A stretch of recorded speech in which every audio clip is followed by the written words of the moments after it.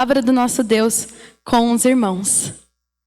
E o texto que nós vamos estar meditando nessa noite se encontra em Romanos 12, versículos 1 e 2.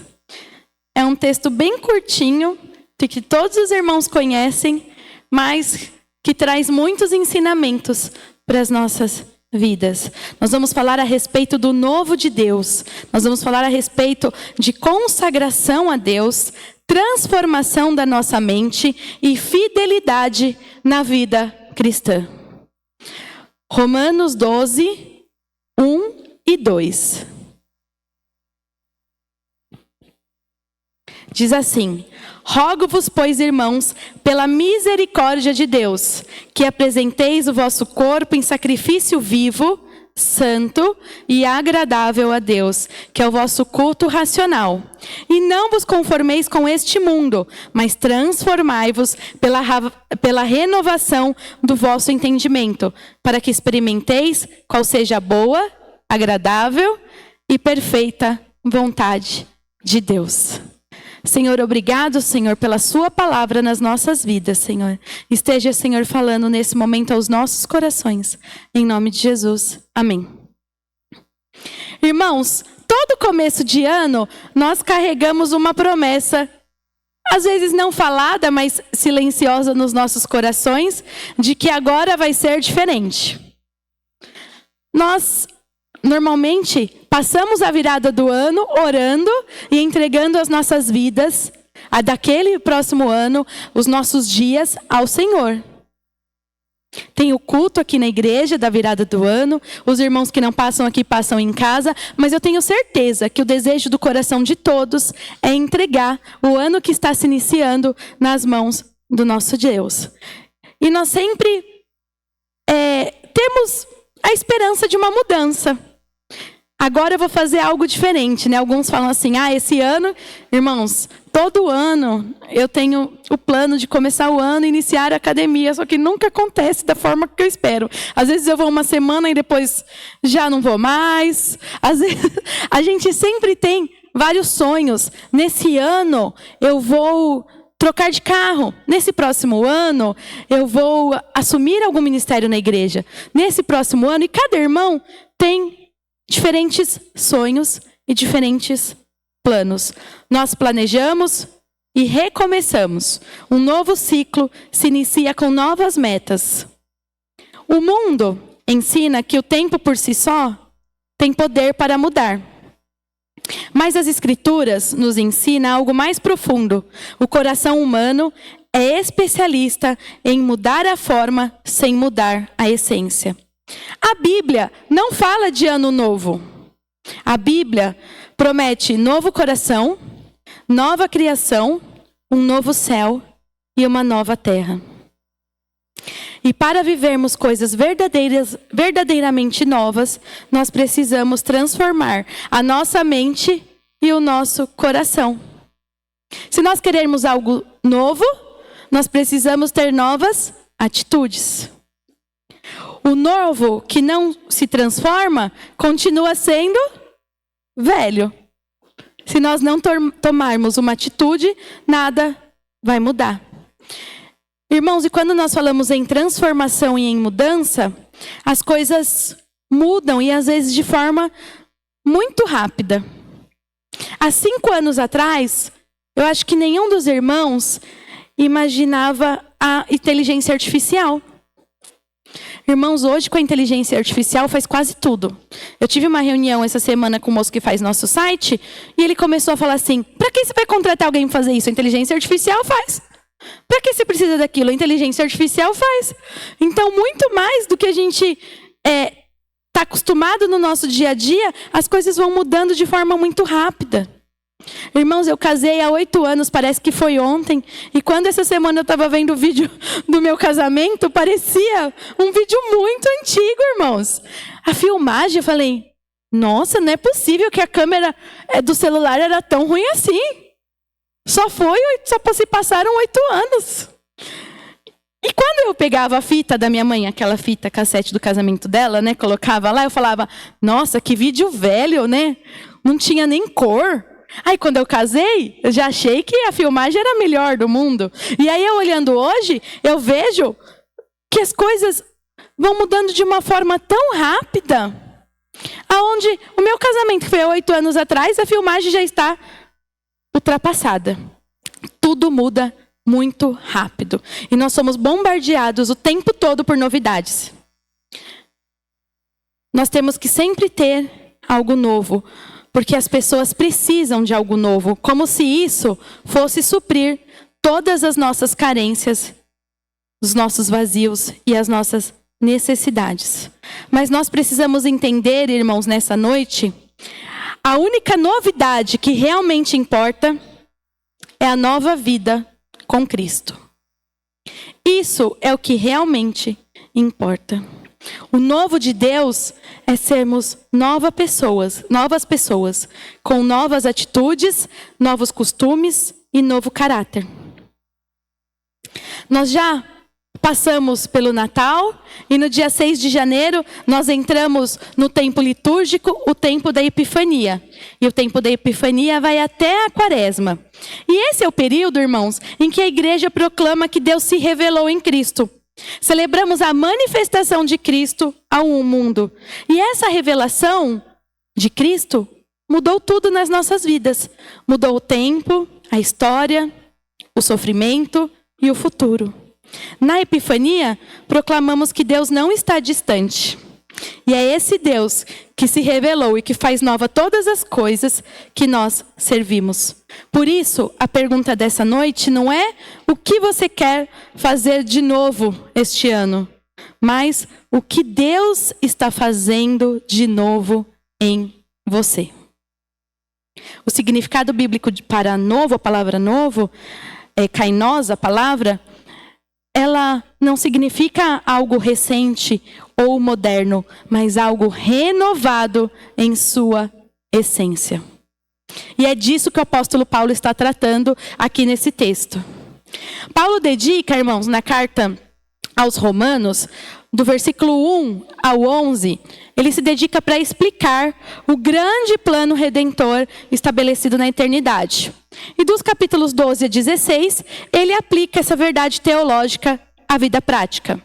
Ele escreve essa carta ao final da 3ª viagem missionária. Provavelmente ele estava em Corinto e após ter passado por Éfeso, com planos para seguir para a Espanha. E Roma ficava no meio do caminho. Romanos 12 é como se fosse um manual para começar o ano corretamente. Não com resoluções vazias, mas com uma vida à altura da graça recebida. Alguns estudiosos dizem que Romanos 12, 1 e 2, são os 2 versículos mais densos de toda a carta. O pregador John Piper levou, irmãos, 6 sermões para explicar esses 2 versículos. Eu espero conseguir em um. Mas John Piper, muito inteligente, né, e com muito estudo, demorou 6 sermões para explicar apenas esses 2 versículos. Hoje nós vamos ficar com um sermão só, tá, irmãos? Primeiro ponto, entrega, consagração da vida. Romanos 12, 1. Temos que consagrar e entregar as nossas vidas ao Senhor. Consagrar o nosso início de ano e tudo que temos e somos ao Senhor. Paulo começa com um apelo. Como que Paulo começa o versículo, irmãos? Rogo-vos, pois, irmãos. Ele está rogando aos cristãos que ofereçam os seus corpos como sacrifício vivo, santo e agradável a Deus. Paulo usa uma linguagem sacrificial do Antigo Testamento. Quais são as palavras que ele usa? Apresentar, corpo, sacrifício e culto. No Antigo Testamento, os animais precisavam ser apresentados como sacrifício ao Senhor. Os animais precisavam ser sem defeito. Eles eram oferecidos no altar, a fumaça subia como aroma suave a Deus, e ali acontecia o culto ao Senhor.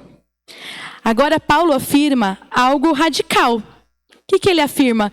Que o sacrifício é quem, irmãos? Somos nós.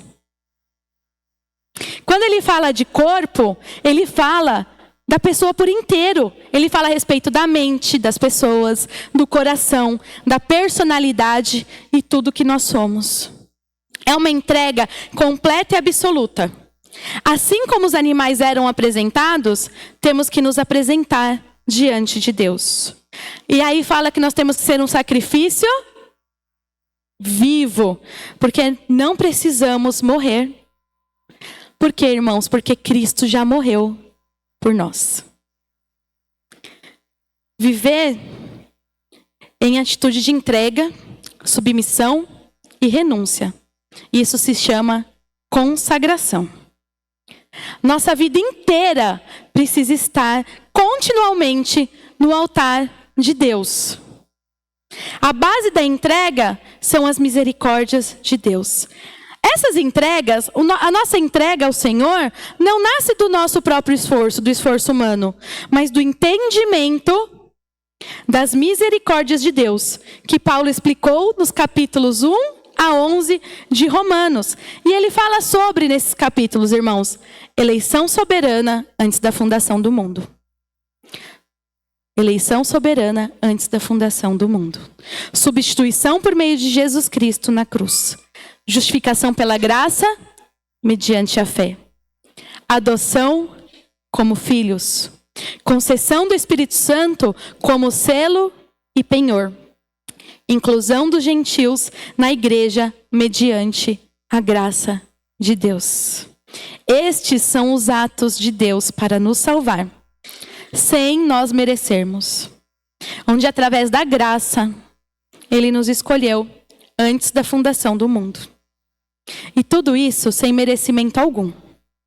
Quando Paulo diz, rogo-vos, pois, pelas misericórdias, ele está ligando doutrina, teologia e prática. A teologia precisa mudar as nossas vidas. A palavra, pois, aí nesse início desse versículo, une a doutrina que ele ensinou nos capítulos 1 a 11, a prática que ele começa a ensinar aqui no capítulo 12.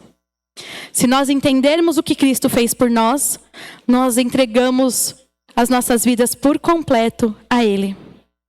Jesus tem que ser o Senhor de todas as áreas das nossas vidas. Esse é o culto racional.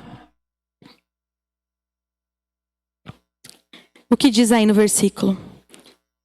Rogo-vos, pois, irmãos, pelas misericórdias de Deus, que apresentai o vosso corpo por sacrifício vivo, santo e agradável a Deus, que é o vosso culto racional. Não um ritual vazio, não por formalismo, mas entrega consciente, com coração, com mente e com vontade. Cultuar a Deus é entregar. Quando nós estamos no culto, nós estamos renovando o nosso compromisso com o Senhor. É quando entendemos as misericórdias do Senhor, nós entendemos que as nossas vidas estão nas mãos do Senhor. Nosso maior desejo e objetivo de vida deve ser uma vida que agrade a Deus. E para isso precisamos nos aproximar do Senhor e ser guiados pelo Espírito Santo de Deus. Cristo precisa ser Senhor de todas as áreas das nossas vidas. Que nesse ano nós possamos entregar todas as áreas das nossas vidas ao Senhor. O segundo ponto, não se conformar, mas ser transformados. Romanos 12, 2. E não vos conformeis com esse século. Não se amoldem ao padrão desse mundo, dizem algumas versões. Aqui Paulo trata da prática diária do culto, o nosso dia a dia. Se entendermos as misericórdias de Deus, nós vamos viver de forma diferente. Nesse segundo versículo, Paulo usa duas palavras interessantes, irmãos. Conformar e transformar. E as duas têm a palavra forma na raiz, não tem? As duas falam a respeito de forma. Na língua grega, no português, a palavra forma só tem um sentido. No grego, existem duas palavras para a mesma palavra. Duas palavras diferentes para a forma. A palavra morfê, que é a forma imutável, inalterável, é algo que depois que passa pela transformação, não volta mais a ser como era antes. E a palavra esquema, que é a forma que muda todo dia e toda hora. E a primeira palavra que ele usa aqui nesse versículo é conformar-se com o mundo. E essa palavra está ligado a esquema, que é a forma que muda o tempo todo. O mundo não possui valores absolutos. Tudo muda. Tudo é relativo. Não é isso que nós ouvimos? Tudo é relativo. Cada um tem seu ponto de vista. E nós temos que estar atentos a essas afirmações. Conformar-se é o mesmo sentido, irmãos, de espremer para caber no molde do mundo. Sabe quando nós chegamos numa loja, achamos um sapato bonito, só que o sapato não tem o nosso número, só tem um número menor? E aí a gente vai lá e fica forçando o nosso pé? Não vai servir. Eu gostei desse sapato. Esse sapato tem que ser esse sapato que combina com a minha roupa. Esse sapato vai entrar no meu pé. E é isso que está dizendo aqui nesse texto, na palavra conformar-se. É espremer o pé para caber. E o que o Paulo diz? Não se molde, não se esprema para caber dentro das coisas do mundo. Nós não temos que nos moldar às coisas do mundo. Não deixe o mundo ser o molde da sua vida. E depois ele fala em transformação, ser transformado. Para transformação, Paulo usa a palavra morfê, que é a forma verdadeira, é a forma imutável. Existe uma única verdade, um único caminho, que é a ideia de metamorfose, que é o que acontece com quem? Com a borboleta. Do casulo feio, o casulo é feio, né, irmãos? Surge uma borboleta. E ela nunca mais volta a ser casulo. Irmãos, é uma transformação tão grande. A borboleta nunca mais vai voltar para o casulo. Ela foi verdadeiramente transformada. E é isso que tem que acontecer nas nossas vidas. Uma transformação genuína e verdadeira. E isso é algo muito bonito, né, irmãos? A gente vê a borboleta saindo do casulo. Eu confesso, irmãos, que eu não acho a borboleta tão linda porque eu tenho medo de borboleta. Mas, quando eu olho assim o desenho dela, eu falo, nossa, que bonito. Eu acho que é isso que os irmãos pensam também quando vê a borboleta, né? Nossa, que bonito. Mas a maioria das pessoas acham a borboleta bonita. E nós temos que passar diariamente pelo processo da metamorfose, para sermos mais semelhantes a Jesus Cristo. Nós somos chamados a um processo diário de transformação. Cristo, ele é imutável. Ele não muda. Os princípios do nosso Deus não mudam. E somente nele existe a transformação real. E depois, irmãos, o que diz no texto? A respeito da renovação da nossa mente. A renovação da mente na prática. Se olharmos para Jesus, imitarmos Jesus, tivermos Ele como exemplo nas nossas vidas, nós seremos transformados pela renovação da nossa mente. E quando isso acontece, nós experimentamos a boa, perfeita e agradável vontade de Deus para as nossas vidas. A realidade da nossa vida tem que ser baseada nas misericórdias de Deus. Irmãos, é difícil mudar? É difícil ou é fácil? Eu acho difícil às vezes mudar, mas não é impossível. Paulo enfatiza duas verdades para a mudança nesses dois versículos: o culto racional e a renovação da mente. nós não vivemos apenas por emoção. Se não entendermos o que é ser cristãos, nossas atitudes não vão mudar. Se não entendermos o que é ser cristão e o que Deus espera de nós, nós não vamos mudar as nossas atitudes e não vamos viver o novo de Deus para as nossas vidas. Se continuamos com as mesmas atitudes de sempre, nós vamos viver como sempre. Nós sabemos, irmãos, que a academia faz bem. Mas se não levantarmos, nada vai mudar.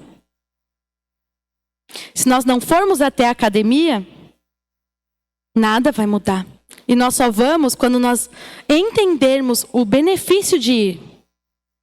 Enquanto isso não mudar nas nossas mentes, nós vamos continuar como nós estamos. A semana passada, o pastor pregou sobre o que nós somos, o que nós comemos. Se nos alimentarmos espiritualmente mal, continuaremos iguais. Nós não vamos ter mudança nas nossas vidas. Se nos alimentarmos da palavra, a nossa mente é renovada. Nós precisamos pensar como cristãos. E pensar como cristãos, irmãos, gera atitudes cristãs. Que atitudes cristãs? Nós temos que ter atitude cristãs durante o nosso dia a dia, em toda a nossa vida. Não só na igreja, mas no trânsito. Às vezes não é difícil, irmãos, ter atitude cristã no trânsito. Se vem um carro, a gente está parado no trânsito, e vem um carro pela faixa do ônibus e quer entrar na nossa frente, a gente dá passagem ou a gente encosta no caminhão da frente para não dar passagem? A gente fica bravo, né? Nossa, olha lá, tá me cortando. Ter atitude cristã no casamento. É difícil, irmãos, né, Andrews? É difícil. Muitas vezes é difícil, irmãos. Às vezes fala uma coisa que a gente não gosta, a gente já, né? Já vira briga. Amor, irmãos, ter atitude cristã nos grupos de WhatsApp, nas redes sociais. Reorientar a mente gera novas respostas.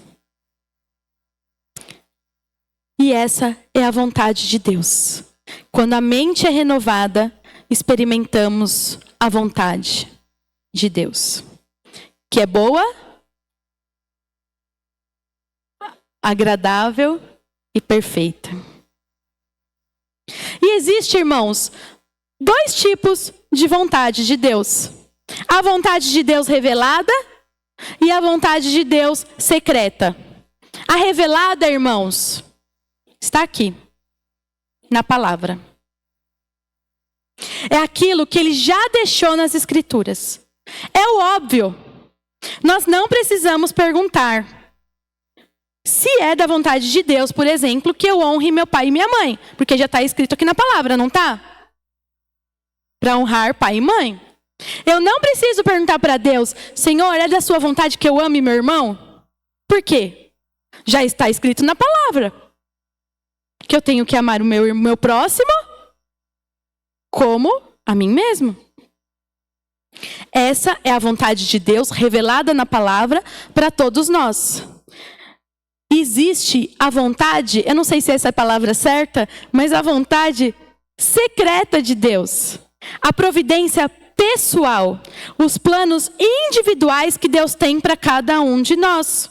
Os planos de Deus para a vida da Giovana é diferente dos planos de Deus para a vida da Dona Maria, que é diferente dos planos de Deus para a vida da Laís. O Senhor tem planos para cada um de nós. E isso é a vontade secreta de Deus. Como? Com quem nós vamos casar, aonde nós vamos morar, a nossa profissão. Isso é providência de Deus. À medida que nós renovamos a mente, nós tomamos decisões mais alinhadas às misericórdias de Deus, alinhadas à vontade de Deus. E assim nós passamos a experimentar o melhor de Deus e o novo de Deus para as nossas vidas e o plano particular de Deus para cada um de nós. Irmãos, Deus tem um plano para cada um de nós. E experimentar essa vontade é conhecê-lo, é provar e é ter experiência com Deus. Essa vontade, irmãos, a vontade de Deus é boa, porque Deus sempre quer o melhor para os seus filhos. Ela é perfeita, porque não há erro nenhum e nem nenhum engano nos planos de Deus. E ela é agradável, porque satisfaz a nossa mente e o nosso coração. Então a vontade de Deus é boa, perfeita e agradável. E experimentar essa vontade é conhecê-la, prová-la e vivê-la. E para concluir, irmãos, com base nas misericórdias de Deus, ofereça sua vida como sacrifício vivo ao Senhor. Esse é o culto racional. Não se deixe moldar pelo mundo. Permita ser transformado pela renovação da mente. E fazendo isso, nós vamos experimentar a vontade de Deus no nosso dia a dia.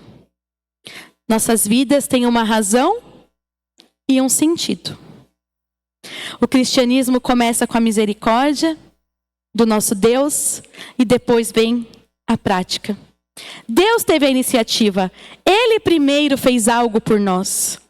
Ele nos justificou e diz: agora, à luz de tudo que mostrei para vocês, vocês vão andar como filhos de Deus. O verdadeiro novo não está no ano novo, mas em Cristo. O verdadeiro novo não nasce do calendário, não vem do esforço humano, nasce na eternidade, manifesta-se em Cristo e é experimentado na fidelidade. Eis que faço nova todas as coisas. Que nesse início de ano, início ainda, né, irmãos? Hoje ainda é dia 18 de janeiro. Nós ainda temos, 11 meses e meio pela frente. Que nesse início de ano, nós não prometamos mais, mas confiemos mais. Que entreguemos tudo nas mãos do Senhor. O novo de Deus, o novo que Deus tem para mim e para cada um dos irmãos aqui, é vida consagrada. É transformação das nossas vidas. A transformação verdadeira. Não um calendário renovado. Temos que viver como pessoas alcançadas pelas misericórdias do Senhor. E viver o novo de Deus. O que Ele preparou para nós. Que é o melhor, irmãos. O novo de Deus não começa no tempo. Nasce na eternidade, manifesta-se em Cristo e é experimentado na fidelidade. Nós não podemos correr o risco de viver o novo sem Deus. Porque nós só vamos viver aquilo que Deus tem para nós se nós tivermos comunhão com Ele. Em Apocalipse está escrito: eis que faço nova todas as coisas. Quem faz algo novo é Cristo. Vamos confiar e entregar tudo a Ele. Amém? Gostaria de convidar o Ministério de Louvor. E se os irmãos ainda não fizeram isso esse ano, agora é a oportunidade de estar entregando tudo nas mãos do nosso Deus. Nós vamos juntos declarar isso junto com o Ministério de Louvor. Convido os irmãos que se coloquem em pé.